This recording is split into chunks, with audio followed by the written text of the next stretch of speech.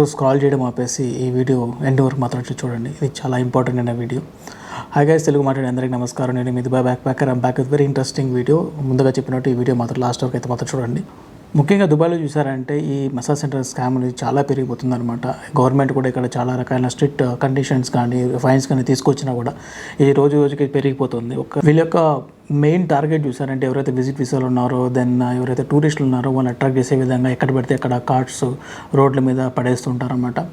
దాన్ని ఎవరో ఒకటి తీసుకొని కాల్ చేసి వాళ్ళతో మాట్లాడిన తర్వాత వాళ్ళు ఫొటోస్ అనేది పంపిస్తారు. దెన్ ఆ బిల్డింగ్ పేరు కానివ్వండి అండ్ ప్లాట్ నెంబర్ పంపిస్తారన్నమాట. అక్కడ మీరు వెళ్తే చూసారంటే అది టోటల్ ప్రైవేట్ బిల్డింగ్ ఉంటుంది.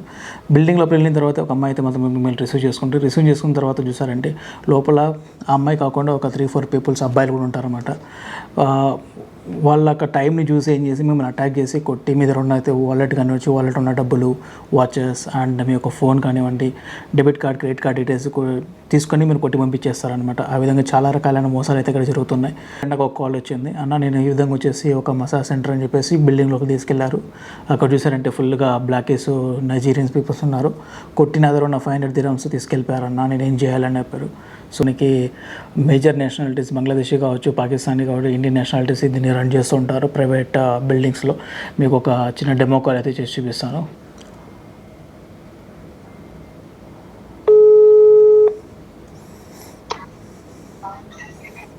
Hello hello. हाँ भाई, ये नंबर मिला था, किधर है लोकेशन?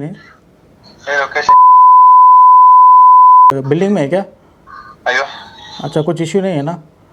कोई इशू नहीं है भाई।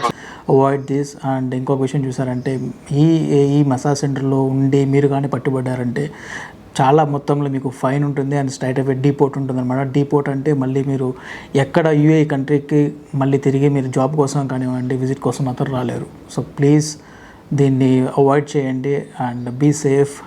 Thank you so much.